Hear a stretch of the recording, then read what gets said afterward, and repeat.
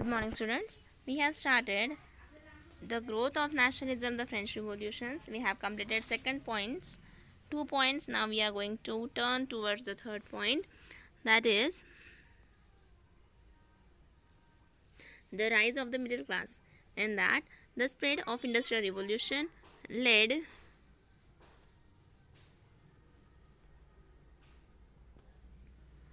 to the emergence of the middle class. Means just because of the industrial revolution, the middle class was also emerged. It was the class, in that class the businessmen, traders, bankers, manufacturers, scholars were included. The middle class people became the leaders of the revolution. Means, in short, the revolution was started by the middle class people, those who had suffered just because of the changes in the society or the increased taxes. Even they came forward with the slogan of liberty, equality and fraternity. Means equality in all the sections. Liberty means they are going to treat each other with the respect. Even they started the fraternity, means the universal brotherhood. That slogan they forwarded. They were now determined to get rid of feudal system. Now they were showing that they are getting rid of feudal system. By that the people were just crushed by the landlords and the nobles.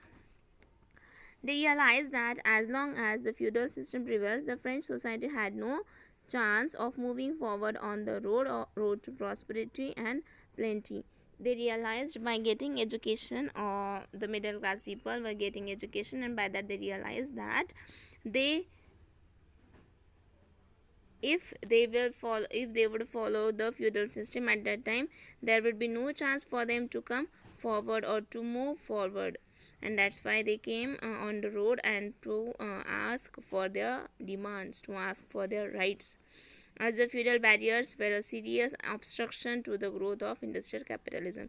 And those who were supporting for the feudal system, those who were enjoying their rights or their freedom, they were totally against of the rights given to the middle class people. And at the same time, the philosophers and writers were also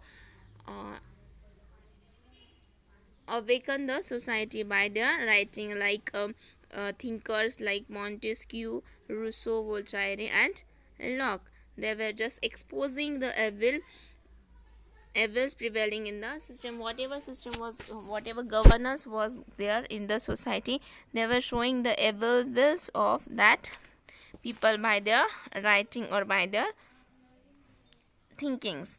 They infused the people an idea of liberty, equality and fraternity.